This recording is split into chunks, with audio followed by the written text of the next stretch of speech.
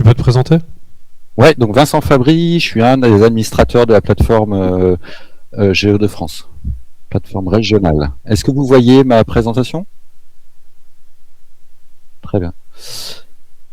Eh ben c'est parti. Alors le contexte. Depuis 2 ans maintenant, on veut constituer une base de données régionale des zones d'activité économique, ZAE.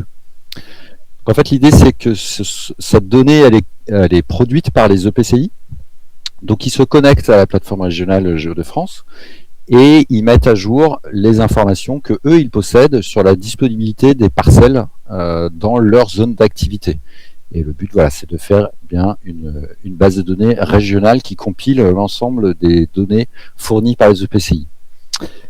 Ces données, elles sont stockées dans une base de données PostgreSQL avec les droits qui vont bien pour pouvoir faire des mises à jour. Et puis, les couches sont publiées en WMS pour l'affichage dans la carte et en WFST pour la mise à jour. Alors il y a 2 ans, on vous faisait la même présentation. On était à Lille et au Géocom 2024, on vous présentait l'outil qu'on avait mis à disposition des EPCI pour qu'ils puissent mettre à jour cette donnée.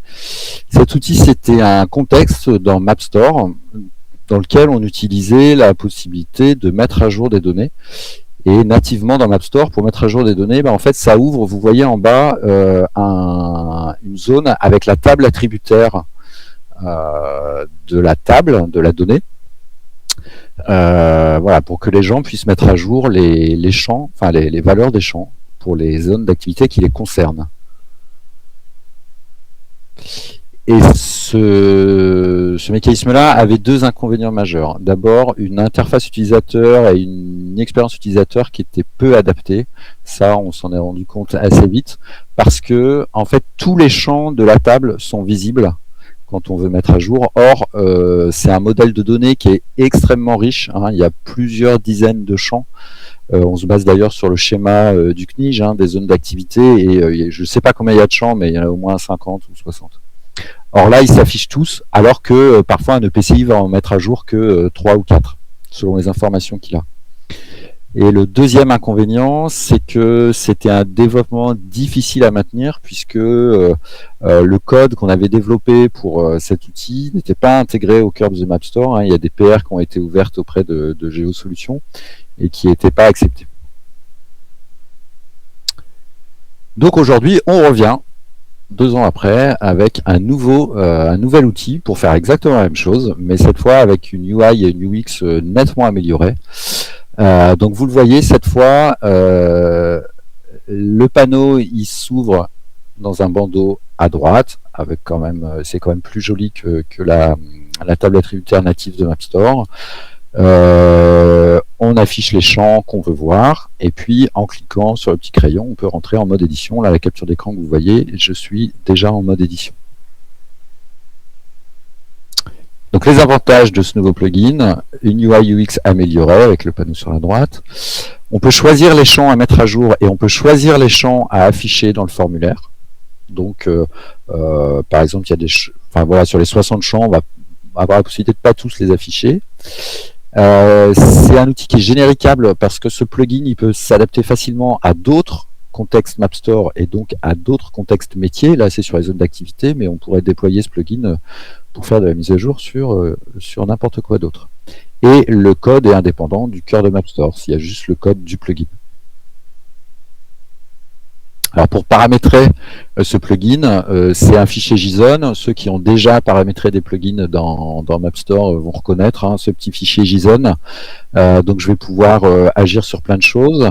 Je vais d'abord dire sur quelle couche je veux que l'utilisateur fasse sa mise à jour. Ensuite, je vais choisir les champs qui sont affichés et les champs qui sont cachés. Ensuite, je vais choisir les champs qui peuvent être mis à jour et ceux qui ne doivent pas être mis à jour. Je vais pouvoir dire si un champ est obligatoire, le type de champ, et puis je peux même paramétrer des petites listes de choix. Et puis on peut aussi paramétrer des champs qui sont remplis automatiquement. Par exemple, l'auteur de la mise à jour est récupéré directement auprès de l'authentification GeoOrchestra. Pareil pour la date de mise à jour. Donc comme ça, on sait qui a mis à jour et quand. Une petite démo en vidéo.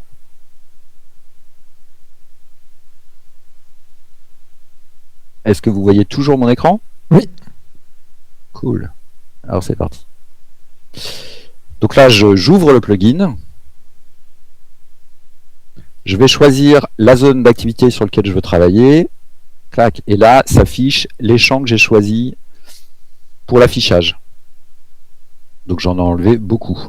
Je clique sur le petit crayon pour rentrer en mode mise à jour. Et je commence à mettre à jour. Donc on voit qu'il y a des champs qui sont grisés. Ceux-là, ils sont remplis automatiquement. On avait parlé de la d'actualisation et de l'opérateur. Là, je vais mettre à jour. Donc, vous voyez que là, je peux choisir le PCI sur lequel je suis et ça va taper sur l'API OGC feature de la couche PCI. Et puis là, je viens de mettre à jour le champ promotion avec une liste de choix et je remplis du texte libre dans le champ commentaire. Et j'enregistre. Voilà, donc on voit que ma mise à jour a bien été prise en compte. Et puis, je vais faire le travail sur une autre zone d'activité. Voilà, là je vois les champs qui sont affichés, je rentre en mode mise à jour,